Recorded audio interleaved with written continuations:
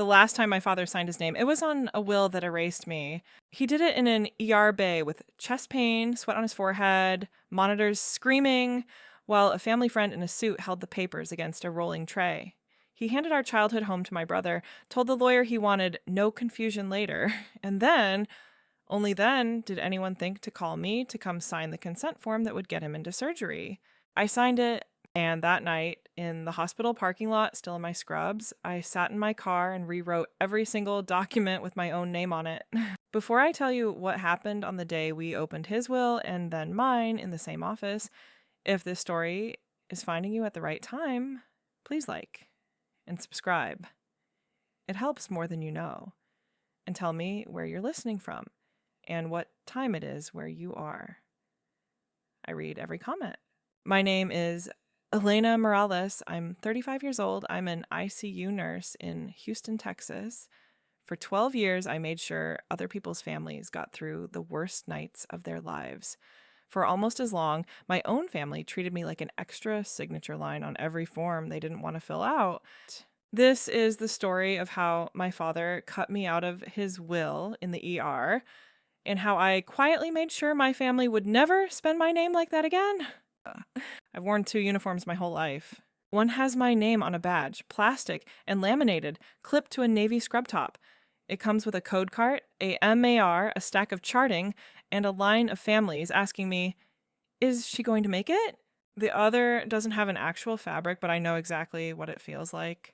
It's the role of the responsible one, the English speaker at every appointment, the ride home when the car breaks down, the emergency contact, the person whose credit is good enough to sign. I grew up in a 1-story stucco house off Airline Drive in North Houston. My parents, Miguel and Rosa, came to the U.S. from Mexico before I was born. My father worked construction and later managed a small crew. My mother cleaned houses and then, when her knees started to go, switched to watching other people's kids. We were 3. Carlos, the oldest, me in the middle, Sophia, the baby. If you know Latino families, you already know the script. Carlos was the golden boy, the first son. Every story about the future had his name in it. When Carlos has his business, when Carlos takes over. He was charming, loud, full of big plans he never quite finished. Sophia was 5 years younger than me and sensitive. That word did a lot of work. Sensitive meant she didn't have to hear hard news.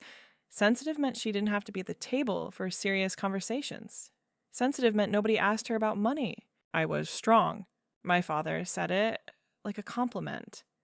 "Mi Elena, you're strong. You always figure it out." Teachers said I was independent. Church ladies told my mother she was lucky to have a daughter like that. Strong has a cost when everyone decides it means you don't need anything. I got good at school because no one had time to help me with homework, and it bothered me to get questions wrong. I learned English fast because someone had to read the mail.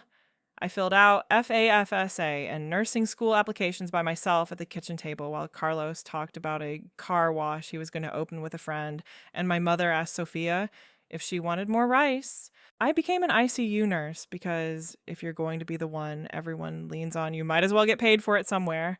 The first time my family used my name as collateral, I was 23 and stupid, in the way only someone who has just started getting a real paycheck can be. Carlos needed a car. Not just any car, a truck for work. "Just put your name, Hermana," he said, waving the dealership form at me. "My credit is trash, but I got this job lined up and I swear I'll make the payments. They just need someone with good credit to sign. You won't even feel it." My father chimed in. "It's for work," he said. "A family helps family." My mother put a plate of food in front of me like that settled the matter. I signed. 3 months later, the payment notice came to my apartment with a red past due stamp on it. Carlos's job had fallen through. Or maybe it hadn't. The story changed every time he told it. My credit score did not care. I made the payment. So the pattern started. 25. Co-signing a lease for Carlos and his girlfriend. 27. Putting my name on a small business loan for Carlos's taco truck idea that never made it past a Facebook page and a half-wrapped trailer in my parents' driveway. 29. Taking out a personal loan, just short-term, to help my parents cover back property taxes so they wouldn't lose the house. They always said we about the house. We almost lost our house. We have to fix the roof. We need to keep up with the mortgage. The deed had my parents' names and later Carlos's. Mine never appeared on it. I kept a spreadsheet. I didn't call it that. The file on my laptop was named budget2020.xlsx, and before that, money.xlsx, and before that, just notes. But it was a spreadsheet. 2015, $3,900 for Carlos's truck payments I had to take over. 2016, $8,250 for the taco truck loan that somehow never got refinanced. 2018, $12,600 in property taxes over 2 years to keep my parents out of foreclosure. 2019, $5,300 in medical bills when my father refused to go to the ER until his blood pressure was sky high and they found out he had diabetes too.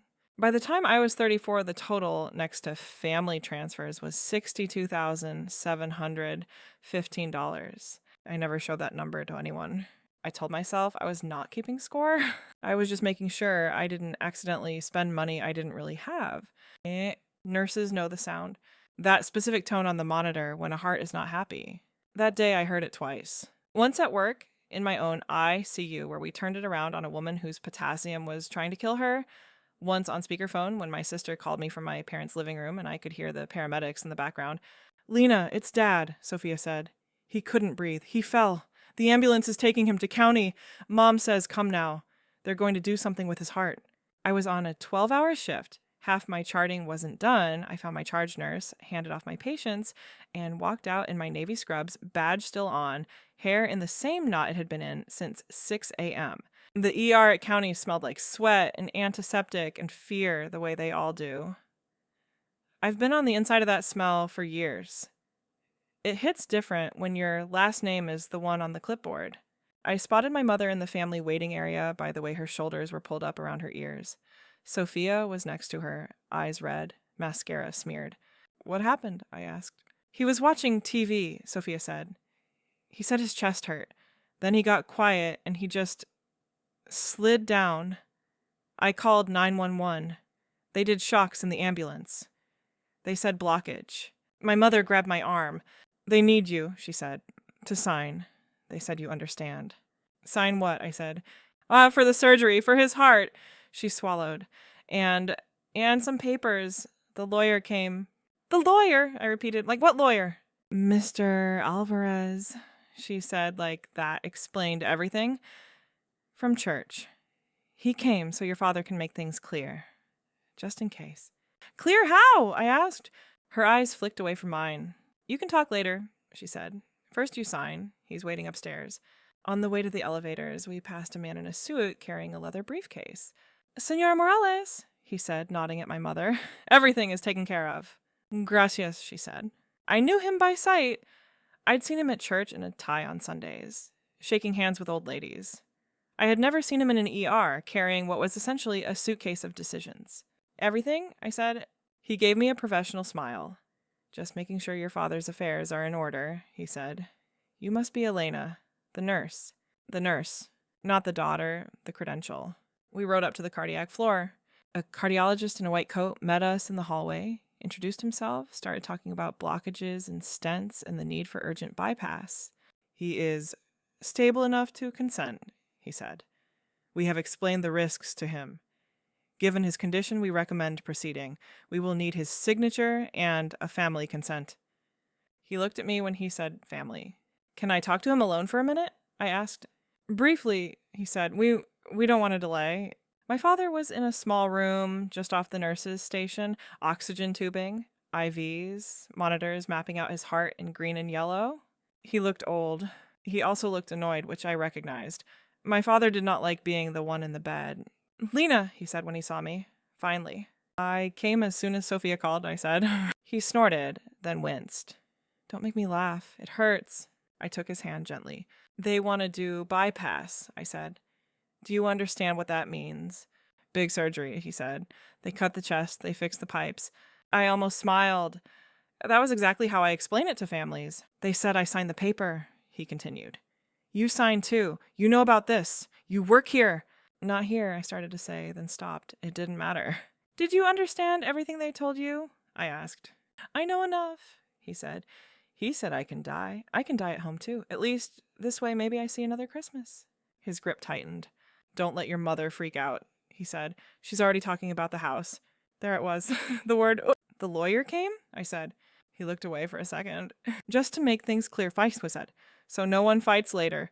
Carlos takes the house. Your mother stays there. You and Sophia, you have your own lives. You and Sophia, you have your own lives. It was said like a compliment. Like he was proud I could stand on my own. Like that meant I didn't need anything else. Why didn't anyone call me? I asked quietly. He frowned. Call you? For what? For that, I said. For the will? For the house? To tell me you were changing everything while you were in the ER. He sighed, impatient even with the tubes in his arms. Lena, he said, you always make everything complicated. There was no time. You were working. Carlos was there. The lawyer was there.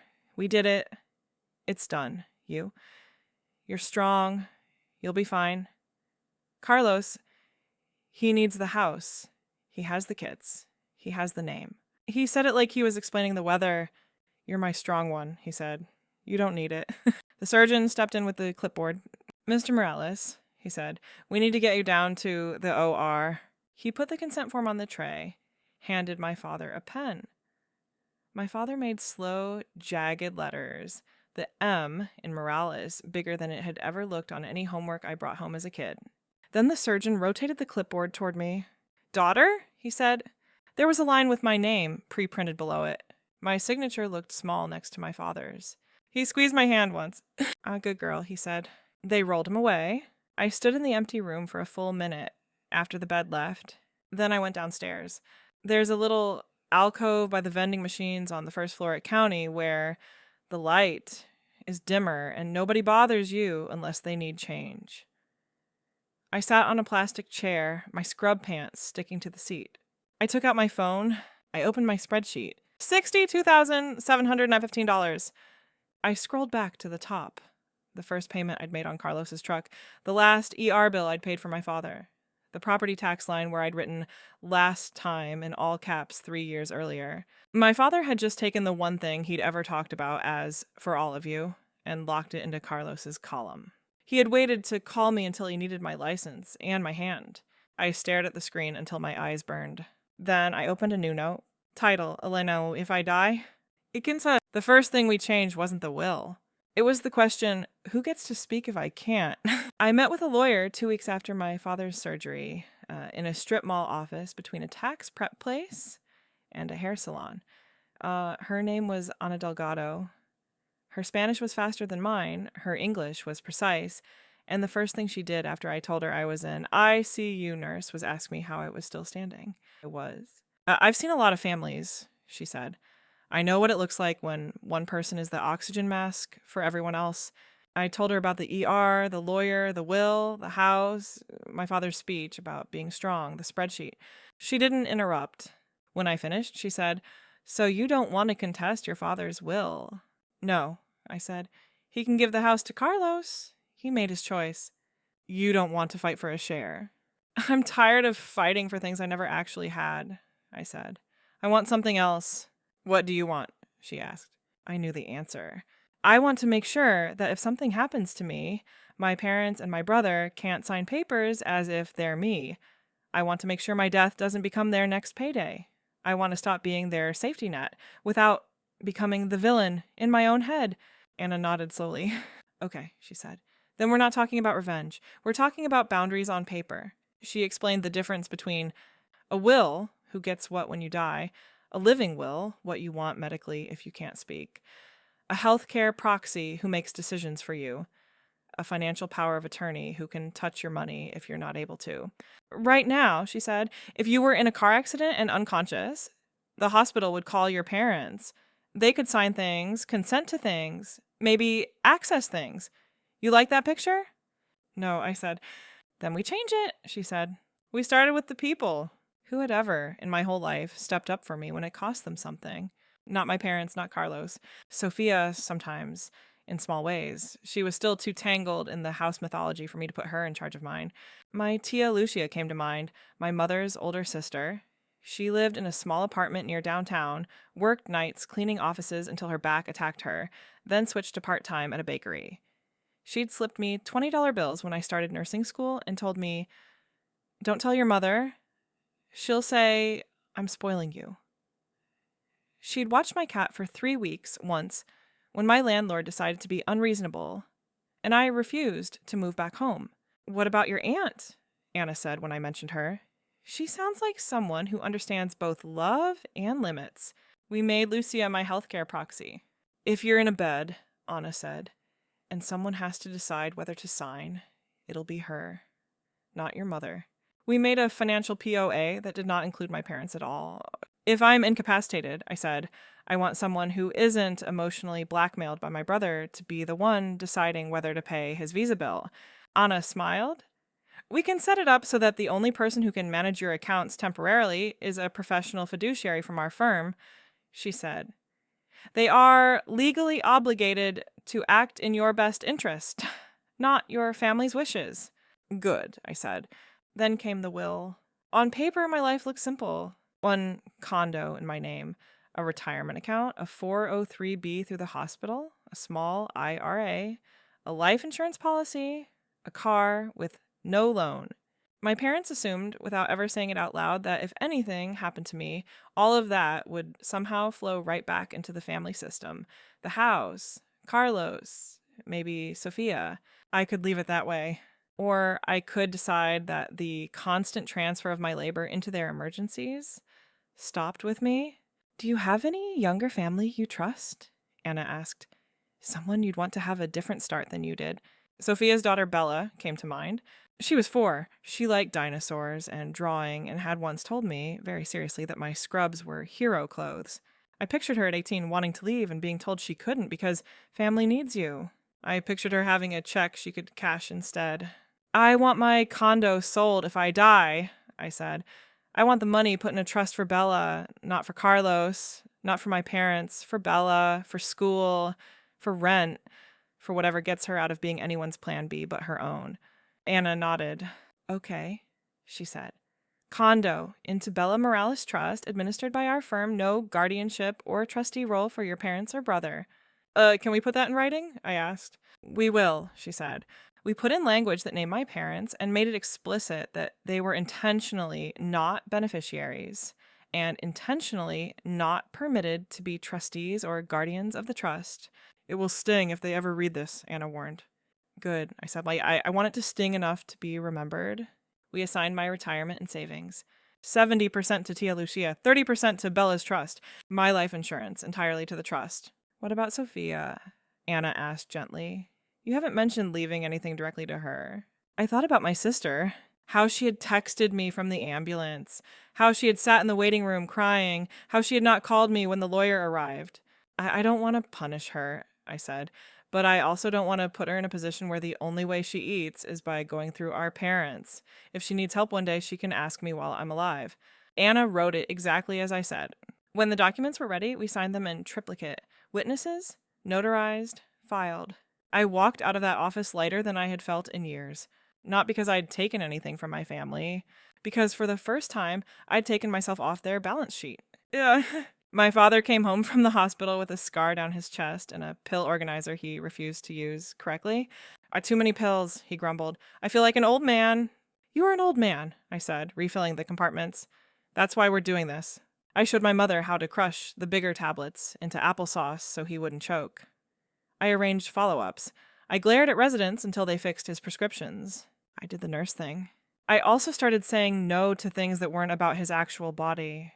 "Can you look at Carlos's paperwork?" my mother asked one afternoon, sliding a stack of envelopes across the table. "No," I said, pushing them back. "Those are his." "He's your brother." "He's also an adult," I said. "Just like me, I have 12 patients today. That's 12 families. I'm at my limit." She looked at me like I'd spoken a language she didn't understand. "Since when you talk like that?" she asked. "Since I realized I'm not a credit card," I said.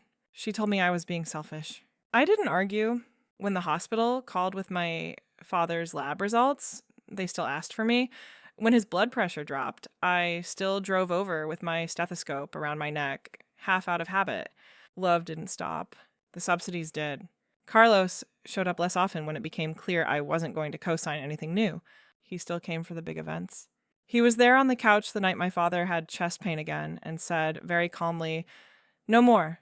No more surgeries. No more hospitals. I'm tired." The second heart event took him 3 days later. He died at home, in the recliner he always yelled at the TV from. When the paramedics arrived, there was nothing to do. The funeral was bilingual. The food afterward was good, in that way grief food tends to be, carbs and salt and sugar. People hugged me and told me my father had been proud to tell everyone his daughter was a nurse. We cried, all of us, in different ways. We did not talk about the house, not until the lawyer's office. The office smelled like paper and lemon cleaner. There was a framed picture of the Virgen de Guadalupe on one wall and a framed diploma on the other. The lawyer, not Mr. Alvarez from the AR, but Anna's senior partner, Mr. Castillo, sat behind a desk with 2 stacks of folders. My mother sat in the chair closest to him, black dress, rosary in her hands. Carlos sat next to her in a button-up shirt he hadn't ironed. Sophia and I sat side by side. Bella sat on the floor at our feet with a coloring book, cross-legged, headphones on. Mr. Castillo cleared his throat. "This is the last will and testament of Miguel Morales," he said. "Execute on date in the presence of witnesses." He read the preamble. Then he got to the part that had been signed in the ER. To my beloved wife, Rosa, he read, "I leave the right to reside in our marital home at 1417 Cortez until her death or voluntary relocation." My mother nodded, tears starting again. "To my son, Carlos, I leave full ownership of the property at 1417 Cortez, subject to his mother's right of residence." Carlos exhaled like he'd been holding his breath for months. "To my daughters, Elena and Sophia, I leave my love and my blessings, knowing they are strong and have built their own lives." It hit exactly the way I'd expected. Like a line item? Not cruel, not kind, just efficient. Mr. Castillo continued. "A small cash gift to a brother in Mexico. A donation to the church. That is the full content of Mr. Morales' will," he said finally, closing the folder. My mother looked relieved almost. Carlos looked smug in a way he probably didn't realize was showing. Sophia looked at her lap. I felt something inside me harden into place. Mr. Castillo looked at me. "Ms. Morales," he said, "there is also the matter of your own documents. You asked that we go over them today as well." My mother turned to me sharply. "What document?" She said. "My will?" I said. "My living will. My beneficiary designations. I wanted us all to have clarity." "Why, you need will," my mother demanded. "You're young, nothing going to happen." I almost laughed. "That's what everyone says until they're in the ER with a pen," I said. "Better to do it while I can breathe." Mr. Castillo opened the second folder. "This is the last will and testament of Elena Morales," he said. "Executed on date. At her request, I will summarize the key provisions." He read, "In the event of Ms. Morales' death, her primary residence, a condominium located at address, is to be sold, and the net proceeds placed into the Bella Morales Education and Security Trust. The beneficiary of that trust is her niece, Bella, date of birth date. The trust shall be administered by this firm. No family members are to be appointed as trustees or co-trustees." Sophia's head snapped up. "What?" she said, looking at me. Bella kept coloring. "In addition," Mr. Castillo continued, "all retirement accounts, investment accounts, and any life insurance payouts held in Ms. Morales' name are to be distributed as follows: 70% to Lucia Rivera, her maternal aunt, 30% to the Bella Morales Trust." My mother's rosary clacked against itself as her hands tightened. What about us?" she said. "We are her parents. We raised her. We get nothing." Mr. Castillo glanced at the page. "There is a clause here," he said carefully, stating that Ms. Morales has intentionally left no specific bequests to her parents or brother, as she considers them already provided for and does not wish her assets to be used in a manner contrary to her wishes. Carlos flushed red. "So you cutting us out?" he said, leaning forward. "Over a house?" "That house was never mine," I said quietly. "You all made that very clear." "Dad only did what made sense," he snapped. "I have the kids. I carry the name. You don't need—" "That's the line, right?" I said. "Why, you don't need it." I looked at my mother. "Dad changed his will in the ER without me," I said. He told me I was strong and that I had my own life. He gave the house to you and Carlos. That was his right. It was his house. He taught me very clearly that whoever's name is on the paper gets to decide. I gestured toward Mr. Castillo's folder. These papers have my name, I said. I'm just doing what he taught me. My mother's eyes filled with tears. You make us look bad, she whispered, and in front of the lawyer, in front of God. I didn't make you sign anything in a hospital bed, I said. I did this like sitting up with like all of us breathing. You're just hearing the part you didn't think you'd ever have to hear. Carlos shook his head. You're petty, he said. After everything we did for you. I almost choked. Everything you did for me, I repeated. I thought about every late night drive, every check, every just this once. I thought about my spreadsheet. I could have listed the numbers. I didn't. This isn't about taking anything from you, I said. It's about stopping the part where you keep taking from me. I won't tell you what to do with what Dad left you. Don't tell me what to do with what I've built. Bella took off her headphones. Auntie Elena, she said. Wait, why is Grandma mad? I smiled at her. She's just surprised, I said. She thought something belonged to her that doesn't. We left that office with more than one kind of silence between us. My mother didn't speak to me for 2 weeks, except through Sophia. Tell your sister? Became the way instructions traveled. Carlos posted a status on Facebook about some people forget where they come from, which was funny because no one has ever let me forget where I come from. At work, I took care of strangers whose kids didn't show up and strangers whose kids never left their bedside. I gave bad news gently and watched people say goodbye. I adjusted drips and charted and sat in my car some nights wondering how many of those families had their own versions of our lawyer's office waiting for them. My mother eventually called. She didn't apologize. Instead, she said, "The bank sent papers. They need you to sign something for the house." "No," I said. "You don't even know what it is," she snapped. "I know enough," I said. "If it has to do with the house, Carlos can handle it. It's his now. That's what Dad wanted." "Or you're going to make us lose the house," she said. "No," I said. "Dad already put it in your names. The rest is on you." She cried. I listened. Love doesn't stop just because boundaries show up. That's the hardest part to explain to people who think revenge is about never feeling anything again. Sophia texted me later. "You know she's terrified," she wrote. "She doesn't know how to separate house from survival." "I know," I replied. "That's why I made sure Bella has something that doesn't depend on a house or on Carlos." After a while, Sophia started coming to see me without bringing the rest of the family with her.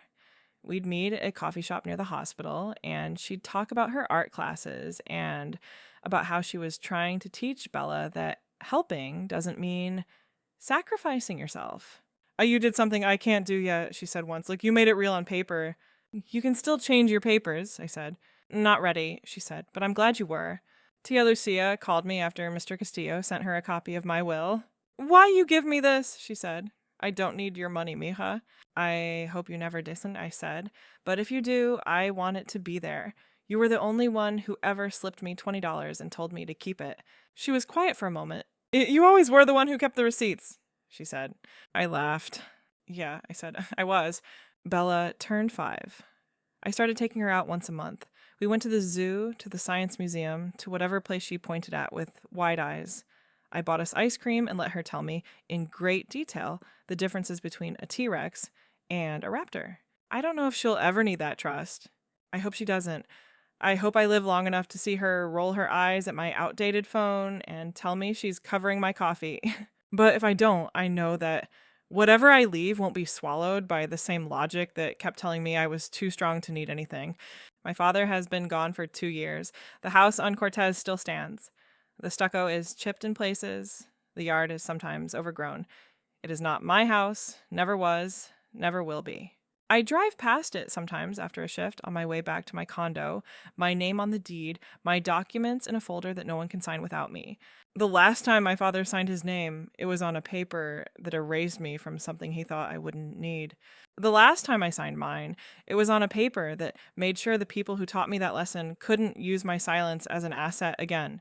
If you stayed with me through this 20, maybe 25 minutes of your life, I want you to know that matters. If you've ever been the strong one, in your family, the one everyone assumes doesn't need help, the one they call when they need a signature, but not when they're making decisions. I'm like, Rayway, this story's for you. Tell me in the comments, was there a moment when you realized you could love your family and still take your name off their paperwork? I want to read it. New stories coming soon. Take care of yourselves first, especially if you're the only one who ever has.